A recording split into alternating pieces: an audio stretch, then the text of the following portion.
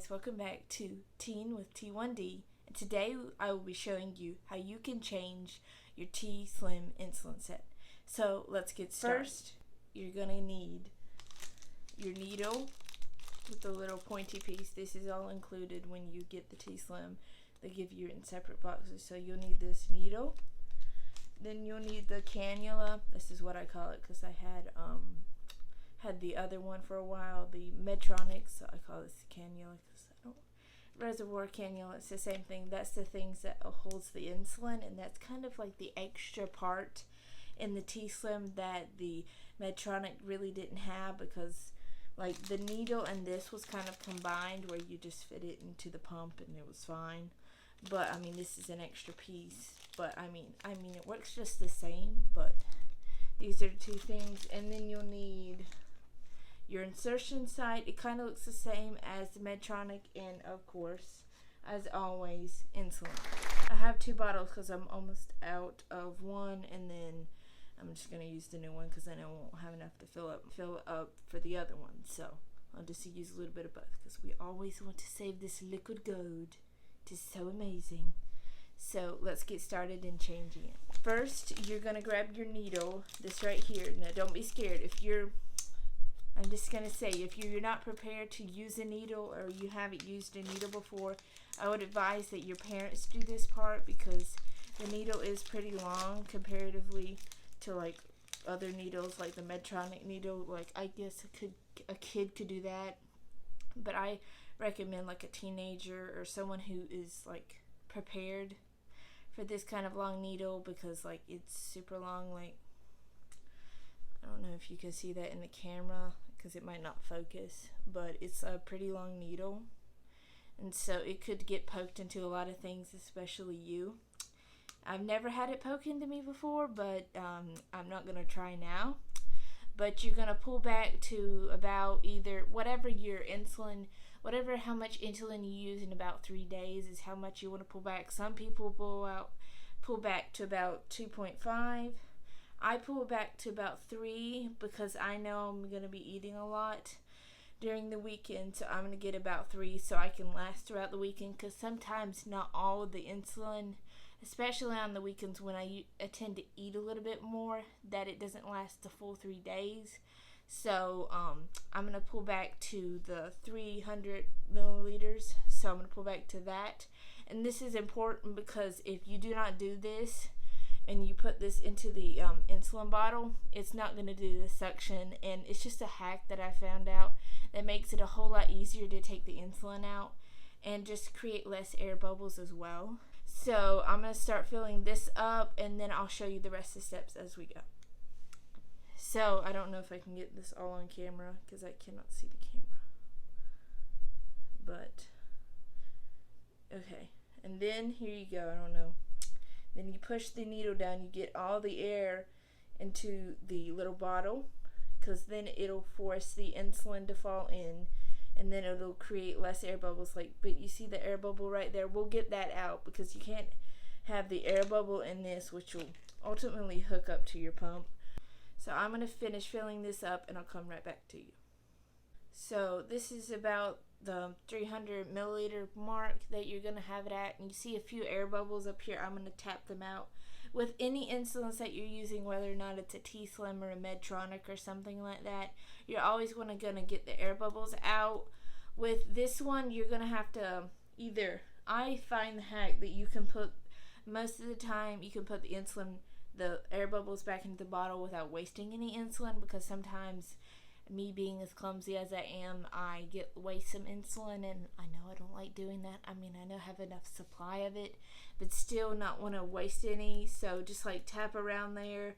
If there's any on the bottom, tap around there. If they're too small or if they won't get up, it's okay. You won't die.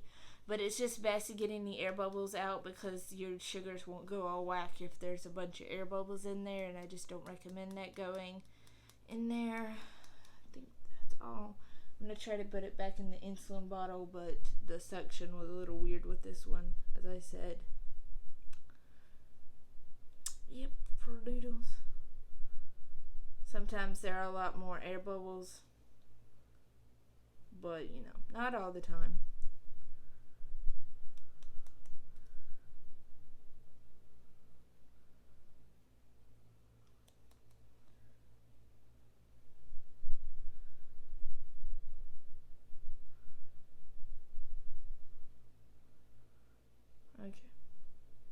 So I got most of the air bubbles out. There are tiny ones, but I mean, they're not going to harm me or anything. So just be careful not to touch the tip because you'll make it not sanitary. So then you're going to take this, but this white piece right here, this is where you're going to put the needle in, and you're just going to insert it right into the middle. Now, right here, it's kind of a little hard because no one really told me about this when I first did it at the diabetic doctor. And I always recommend when you're doing stuff like this, if it doesn't work, please consult your diabetic physician because I'm not a professional. I've just been doing this because I've had to live with it. And I'm just sharing my own experience from this. And not all of this is going to be like perfect knowledge of what you're supposed to do as a diabetic, but like this is as best as I can show you. And yes, but if you feel any resistance, you probably need to reinsert it. It's kind of like the little insulin thing. You can always reinsert it and it won't create any holes or leak out. But if you feel pressure, it's probably not going into the cannula. The little piece right here, it's probably not going into there. So I'm going to see if it has here. It's not with me. But if you feel like you're not pushing any down, or you're just pushing, it's taking so much time to push it all down, then you probably need to reinsert it. Just go up. I'm already done feeling it, but just go up and then reinsert it back in there until you find that it's easy. And I suggest that you don't waste a lot of insulin. But this is the filled cannula right here. So I'm going to undo this insertion. So I'm going to unravel this piece right here. And all of this is sanitized. And I'll sanitize my belly when we're ready to insert it, but that's not time yet. So we're undoing that and put it right into this crevice right here because it's kind of important. Sometimes it'll lift out. And then you take off the needle, the little needle protector. This is not as sharp as the other one we just used. And don't forget, always, because I love this part, you can always put the little needle protector that was on in the first place back on this needle. So it's always good to do that, but I can't really do it with this one because it's so tiny. But then you have this, and then you're going to unravel this plastic piece because you can't really stick it to you with this on here, but that kind of protects it from any like dust or any particles that it's going to have. So that's that right there. Now we're first going to put this in before we connect it. I've got to disconnect it from my body. So this is what it's going to look like when it's ripped out right here. So that's what's in your body, like what's in your skin. So if you're a little grossed out, I suggest you not watching this, but diabetics should be kind of fine with this. But this is what it's going to look like in there. And so I'm going to take this out. There's a little piece. Usually there's like, you can use a penny or your fingernail. My fingernail's strong enough. If you have weak nails, I suggest you using a penny or a ring or something like that and just shoving it up there. Like you can do it. I'll show you real quick. I haven't really done it with a penny, so I'm just saying if you have weak and brittle nails. Wait. Give me a minute. I might not be able to show this on camera. It does need a little bit of force because the thing's stuck in there for 3 days, but see, it popped up right here. Usually I'll pop it up, like I'll put it back in. I can usually pop it up with my nails. Usually. There. You can pop it up with your nails. Sometimes it's hard to get through. I don't know if like there's anything stuck on it, but like usually it's not hard to get out. Sometimes it is. Not all the time, but here is the insulin. My sugars are going down. They've just been all out of whack, but here are my sugars now, and you see as 40 units. I am not going to last tonight to go to bed, so I'm going to change it. So you're going to go to load right here on the screen. You go back from here, you turn it off, then turn it on. Then you put 1, 2, 3. You go to options, and then you go to load. I don't know if any of this is backwards. If it is, it's okay. So then you press, in order to change a cartridge, all insulin deliveries will be stopped, and they say yes, which I've already disconnected it. You always kind of find your secret hacks, and you can already connect this stuff and connect that stuff, but always like just follow the main guidelines of it. But and then it just says make sure your infusion set is disconnected from your body. Are you ready to continue? Always make sure that it's disconnected. I've had one time where it was not, and I had very low sugars. But we shall share that for another time. So it's gonna prepare the cartridge. There's a little like, I don't know if I can show this. It's a little like I don't know what it is, but it pushes the little insulin into the little crevice. So that's what it does. But then you're gonna put this cannula, I don't know why I call it a cannula. I've been with Medtronic for so long, so it's just gonna got the same with me. So then you're going to put your little what is it called? Oh, you're gonna put your cartridge. I'm so used to Medtronic. You're just gonna snap it in, and if it's any hard, it shouldn't be hard. You can just try to give it a little bit of force. You're not gonna break it at all, because that's what this is made for. You're not gonna break it at all. But this is what it looks like. Then you have this piece right here. Then you're gonna connect the little insertion site piece that you see here onto this, and then there you go. Make sure this is connected, and just that this is connected, because if this ever gets disconnected or like you twist it off, because it's not hard, it's not like dangerous. This is what I was most worried about with the T-Slim, that it's very hard to get it off, like to twist it off. It takes a lot of force, but I had it happen one time. I guess I'm a heavy sleeper, so sometimes it does happen, but like that was only once, and I really corrected that really quick. So it's not going to happen, because it's going to take a lot of force to untwist it. And if you're a light sleeper, you don't have to worry about it. If you're a heavy sleeper, just make sure that you're not just like twisting all around on the pump, or have a pump in a secure place where it's not going to do that. But I really wouldn't worry about it. It's pretty good with not twisting out, because I am one of the most heaviest sleepers, I feel like. I'm not going to like say I am, but I am. Then you're going to put in that it's locked, because you already have the cartridge in, which is this piece right here. You do not, I don't know, my cousin says that you have to take your case out, which is really hard, but you do not have to take your case out. You can just literally push it down through there, and there you go. You don't have to take the case off, which I know is really hard for some people. I have never taken my case off since I have got it, so there is no problem with that. So then it says, is your cartridge installed? Since we know that I filled it up, it is. I will press yes. Let me turn it back on. This usually takes long, because I only have like a 30-second limit with the light. So then it says that it's detecting the cartridge, so it's gonna let it push. I don't know if you can hear it. You can hear it pushing the insulin to make sure that there's actual insulin in there, because it can kind of detect if it's really there or not. So this next part, you're gonna have to see this. I will get up for the next part. We will probably move positions. So yeah. Then it says make sure it reevaluates about you having your disconnected site, because the next part, you're going to get a lot of insulin, and if you have this like connected in your body, you will get low really fast, unless you're really high. I'm just saying, though I was high one time, and just giving yourself too much insulin can make you very low. I'm just saying. So warning, don't put this in when it says this. Do not put it in. Put it in when it tells you to put it in. So I keep having this problem. So then you're going to press fill tubing, you're going to press start. You see this, and then I'm going to stretch it out. The pump's going to go out of view, but I will show you the needle. And I'm going to press stop. This has the button right there. So when I see the needle and you'll see the insulin, I'll try to press it as quick as I can.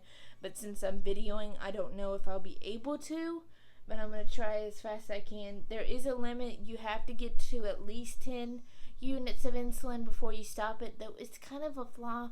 I know that this thing is longer than the Medtronic one, so it's going to have at least 10 units before it gets there. But sometimes it has an error where it repeats itself, and yeah, it's just not that great. I just wish they would conserve more insulin, and I know it goes into my body regardless, but it's just kind of nice. So we're about 8 units, so we're about to have some insulin. Usually it'll come around 12, 10 to 12 is when it usually comes, but I'll try to get it as soon as I can. But I'll make sure it's in view for you when you see the insulin. And just don't worry, it'll come eventually. You might think you'll be taking a while for the insulin to come, but it'll come. There you go. It's about 12 units. I'm stopping the fill, so it's going to have the screen right here. Some extra insulin will come out just because they want to make sure that there's like actual insulin in here, and that like you're having the thing is not blocked with air bubbles and stuff. So it's just making sure that the insulin's in there and restored. So it says if you see drops, press done, and then press fill to continue filling. I already saw drops, so I don't have to press fill again. Sometimes I have accidentally pressed fill and I have to do it all over again, but you just have to press done, and then you go to fill cannula. And then this screen right here, you insert the new tubing. You insert it now. So I'm going to get my sister to do this part with me because I kind of need her help with the showing of my skin to show you where you can insert it at. So it's already done, and then I'm going to insert it here. There are also other places you can insert it, but I'll tell you that after it's done. So then you just press these buttons right here. They're little flat pieces on the thing. So then you just press them in. And if it hurts, I suggest you try again or just let it wait, because sometimes it will burn on its own. But just hold the little tape down and then remove the needle, and then there's that. And then there's the insertion site right there. And then you're going to put the lid back on here. So we'll go back to my regular filming location. You're going to have this screen right here after you press the fill cannula button. You're already going to insert it. It's already been inserted in my body. So you're just going to press the check mark right here. I don't know, it's probably backwards for you. But then you're going to press start, and it's going to give you about 0.3. If you're low, I don't recommend doing this because it will also make you lower, but I am not that low. It's going down, my sugars are going down, and then you check. For the site reminder, I've got to change it Monday at 11 a.m., but you can always change the time. Like 11 a.m. is not like, it's not the time now, so it will last 2-3 days. So it'll probably last to Monday night and not to Monday at 11 a.m., but like comparative to my sugars, I have no clue. But you do that, and then you press this, press the check mark, and then you press this check mark, and it says to test your BG in 1 to 2 hours. Better have the sensor, so don't have to worry about that. So then you put resume insulin. I have forgotten this. It does make your sugars high if you do not resume insulin, because it won't automatically resume the insulin for you. So please press check, so then the insulin will resume and you'll have your normal daily bolus. And then you can see as my sugars are going down from being so high, the T-Slim has this nice feature of correcting my sugars, and it's just really nice because with the other one, the Dexcom and the T-Slim, the Dexcom and the Medtronic really didn't talk to each other, so I had to manually do it, and it was just really hard because I did not have all the time, and I didn't have I couldn't bolus from my phone, so it was just like, oh, I have to go to the bathroom, or I have to do this to go and do it. And so my sugars were a lot more out of whack than they are now. They're much more controlled. But then with any of the sharp objects you have, like this right here, the little insertion site, if this is crooked, please reinsert it. Yes, just please reinsert it. Even if you don't feel that stinging feeling when you put it into you, if you see this crooked, unless you put it out and you went like that, unless you did that, please take it out. You will have high sugars all night or all morning or all day. You will, okay? Just please take it out. So then you just put that on there, and you have no needles because you have this covered. And then I'm going to throw all of this into the trash, and then you have your sugars right here. I do not know why it's going 2 arrows down, but this will automatically take it off if into my stomach, but you can also put it into like other regions of your stomach. You can put it on your legs, just be careful because sometimes there's muscles there and it doesn't last as long as if you put it on your leg. And then sometimes you can put it on your bottom because there's a lot of fat there unless you have like a really muscular bottom. You can put it on your bottom. I have seen people put it on their arms, but me personally, I haven't ever put it on my arm.